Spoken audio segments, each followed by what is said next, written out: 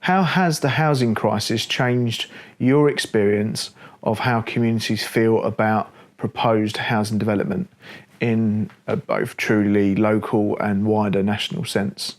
I'm maybe not going to sort of be the most popular person for saying this, but if that was the case here in Peterborough, we're in a relatively low value area, a lot less schemes would get started because you know, there is in the local plan, you know, it says that sites over 14 units, 30% must be affordable. But what you'll find is when you go away and do a viability, most sites are not viable with that amount of affordable. You just can't sell the properties around here for enough money. Once you've paid all the costs of building, obviously they've been going up a lot. Brexit hasn't helped, sterling hasn't helped, you know, extra regulations don't help. So, you know, it's very much a balance, and the more affordable housing requirements, you know, there are in this area, you know, the less sites that get started. And we've gone through periods here where there's just been a severe lack of new housing starts because sites are not viable, they're not profitable. That's going to be a completely different story across different parts of the country. Clearly, you know, as you go more into the southeast, the margins are much greater, so the sites are viable. But obviously, the land values need to react. You know, sort of go up in unison with that. I definitely feel in the north, obviously, the construction costs don't really change that much. The materials, bricks, costs the same in the north as they pretty much do in the south.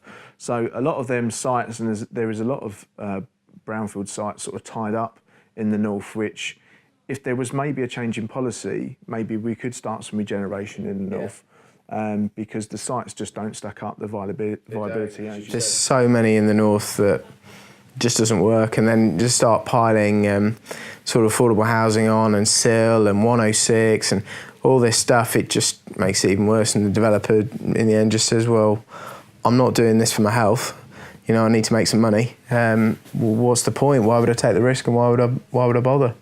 I definitely feel like we're going to open the doors a little bit more in Kent and show communities how sites work and how it has to stack up to make it viable. The builders will still need paying for the materials, will still need purchasing, and we're going to show a little bit more how, like the smaller developments, how they need to stack up to us to even produce properties for people to live in. I think that's going to help us bring the communities a little bit closer. Well, I think the current government have been focusing more on reducing some of these contributions for smaller sites and smaller builders, and I think that's been quite positive.